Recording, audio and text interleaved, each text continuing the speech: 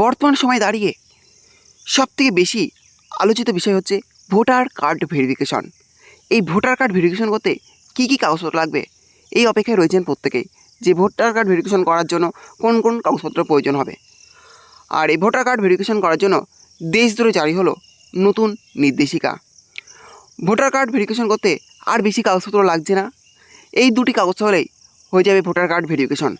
চলুন আজকের ভিডিওর মাধ্যমে দেখে নিয়ে যাক দেশ জুড়ে নতুন যে নির্দেশিকা জারি হয়েছে ভোটার কার্ড ভেরিফিকেশন করার জন্য কোন কোন কাগজপত্র লাগছে, সেটাই আজকে ভিডিওটা দেখতে হবেন। তার জন্য ভিডিওটি একটু স্কিপ না করে শেষ পর্যন্ত দেখতে থাকুন।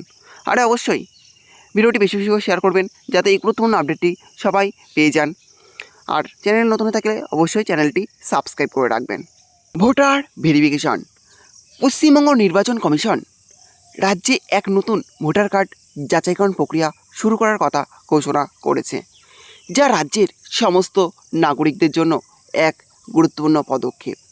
এই প্রক্রিয়াটি চলতি বছরের আগস্ট মাস থেকে শুরু হতে পারে বলে জানা যাচ্ছে। এই উদ্যোগের প্রধান লক্ষ্য হলো একটি নির্ভুল এবং স্বচ্ছ ভোটার তালিকা প্রস্তুত করা, যা আগামী বিধানসভা নির্বাচনের ভিত্তি হিসাবে কাজ করবে। গণতন্ত্রের এই মহাপর্বে প্রত্যেক যোগ্য নাগরিক যাতে নিজেদের ভোটাধিকার প্রয়োগ করতে পারেন তা নিশ্চিত করাই এই যাচাইকরণ প্রক্রিয়ার মূল উদ্দেশ্য।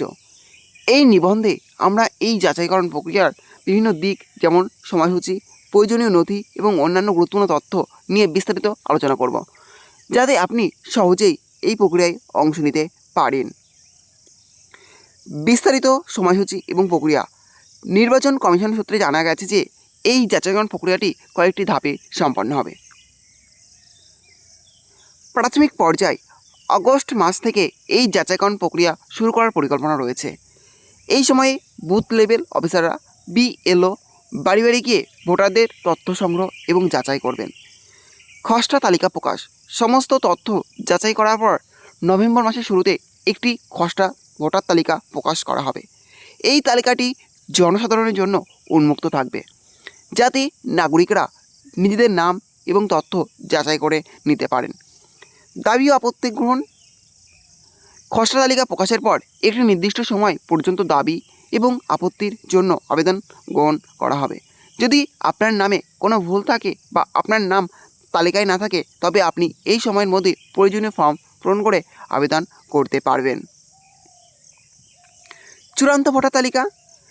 সমস্ত দাবি ও আপত্তি নিষ্পত্তির পর আগামী বছরের শুরুতে একটি চূড়ান্ত এবং নির্ভুল ভোটার তালিকা প্রকাশ করা হবে। এই চূড়ান্ত তালিকায় আগামী নির্বাচনের জন্য ব্যবহৃত হবে। নথি সংক্রান্ত নির্দেশাবলী। এই যাচাইকরণ প্রক্রিয়ায় নথি জমা দেওয়ার ক্ষেত্রে কিছু গুরুত্বপূর্ণ বিষয় মাথায় রাখতে হবে। যাদের নাম 2002 সালের সমীক্ষার সময় ভোটার তালিকায় অন্তর্ভুক্ত ছিল, তাদের নতুন করে কোনো নথি জমা দেওয়ার প্রয়োজন নেই। এটি একটি বড় সুবিধা, কারণ এটি অনেক নাগরিকের জন্য প্রক্রিয়াটিকে সহজ করে তুলবে। একইভাবে 2002 সালের তালিকায় থাকা ব্যক্তিদের সন্তানদেরও তাদের পিতামাতার পরিচয়ের প্রমাণপত্র হিসেবে কোনো অতিরিক্ত নথি জমা দিতে হবে না। ভোটার তালিকায় নাম অন্তর্ভুক্তির সুযোগ। যদি কোনো কারণে আপনার নাম চূড়ান্ত ভোটার তালিকায় না থাকে, তাহলে হতাশ হওয়ার কিছু নেই। নির্বাচন কমিশন জানিয়েছে যে আগামী বছরে বিধানসভা নির্বাচনের মনোনয়ন প্রক্রিয়া শুরু হওয়ার আগে পর্যন্ত ভোটার তালিকায় নাম তোলার সুযোগ থাকবে। এর জন্য আপনাকে প্রয়োজনীয় ফর্ম এবং নথি সহ আবেদন করতে হবে। তাহলে বুঝতে পারলেন, ভোটার কার্ড ভেরিফিকেশন করার জন্য কিন্তু নির্বাচন কমিশনের পক্ষ থেকে আবার নতুন নির্দেশিকা জারি হয়েছে, যেখানে কিন্তু বিষয়টিকে আরও সহজ করে দেওয়া হয়েছে। আগে কি নাগরিকত্ব প্রমাণ বা ভোটার কার্ড ভেরিফিকেশনের জন্য কী ডকুমেন্টস চাওয়া হচ্ছিলো, যেখানে চাওয়া হচ্ছিলো যে বাবা মায়ের জন্ম সার্টিফিকেট বাধ্যতামূলক, কিন্তু এখন বর্তমানে আর বাবা মায়ের জন্ম সার্টিফিকেট বাধ্যতামূলক নয়, লাগছে না। এখানে কিন্তু আপনার আধার কার্ড, ভোটার কার্ড হলেই ভোটার কার্ড যাচাইকরণ প্রক্রিয়া সম্পন্ন হয়ে যাবে। এটা কিন্তু বিরাট খুশির খবর, এবং তার সাথে কিন্তু ভোটার ভেরিফিকেশন সহজ হয়ে গেল। যাই হোক, এই ছিল আজকের আপডেট। ভিডিওটি ভালো লাগলে অবশ্যই লাইক এবং এই গুরুত্বপূর্ণ আপডেটটি বেশি বেশি করে শেয়ার করে দেবেন এবং কমেন্ট করবেন। এবং এই ধরনের নতুন নতুন ভিডিও সবাইকে পাওয়ার জন্য চ্যানেলটি অবশ্যই সাবস্ক্রাইব করে পাশে থাকবেন।